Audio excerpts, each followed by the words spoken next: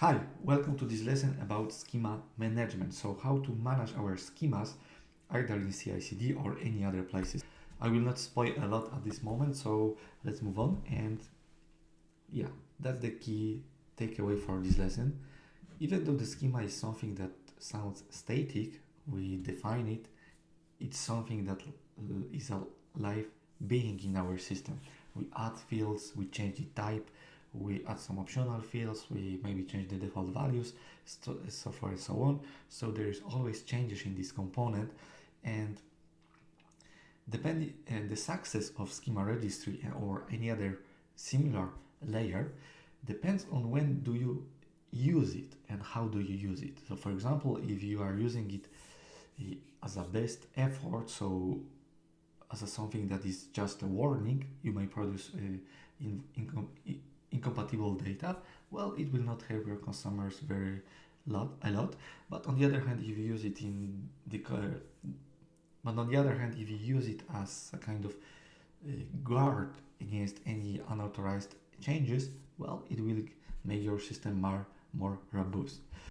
So here is our pipeline, and I will just show you now different places where we can apply the schema management. So the first place is in the data producer code, and later in these two leftmost and rightmost places where we can use CI/CD to control what's happening with the system. The first strategy, the schema registry in CI/CD. So CI/CD has access to some schema file, which is versioned under our Git repository, and later, before deploying the job or before generating the artifact for our data customers, data producers, well, it checks whether the schema we have just modified is compatible. And if it's the case, if it's not the case, for example, there is the compatibility rule which is broken, and the pipeline simply fails without promoting anything from your Git repo to production.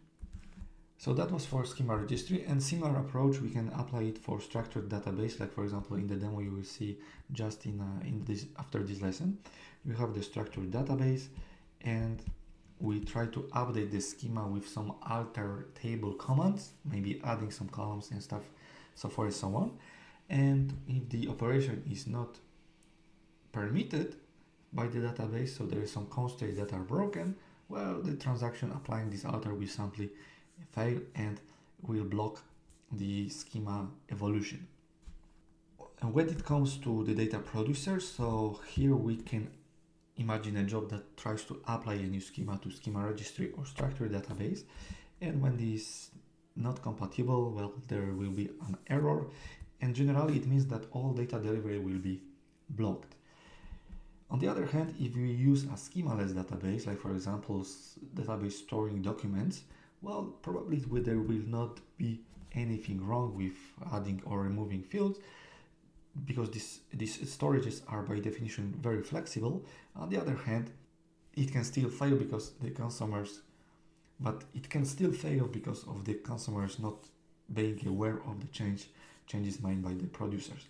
And this slide shows for me why having this schema evolution on top of data processing jobs, on top of data producers, is tricky. So first, the data delivery may be broken when you define the schema in an invalid way, and second, even though it passes, the consumers may not be still aware of the new version and may fail. Another point is, even though you respect the schema, the consumers will not necessarily be aware of the change. Of course, you will respect the compatibility mode and they will be able to consume the data, but there is no way to notify them about that fact, and the event of this new schema appearing may be lost. It's much more easier to communicate the event from a central CI/CD pipeline, in my opinion. And here we are. It's the final lesson about schemas, but not necessarily about the metadata, because we will see later in this module other things related to this part. Thanks for watching, and see you in the next lesson.